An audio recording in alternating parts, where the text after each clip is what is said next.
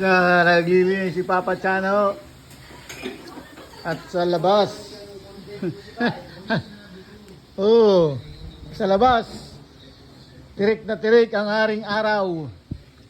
Ayan, oh. Si Haring Araw, tirik na tirik. Ayan, oh. Tirik na tirik.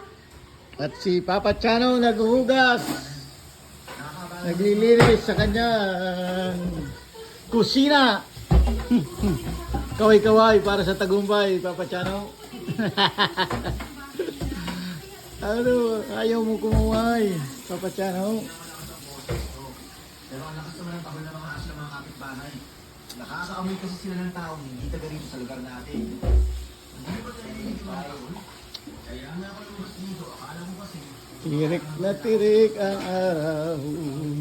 Masama may baka umulan na naman to, kumulimlim. Ang ganda ng ulap.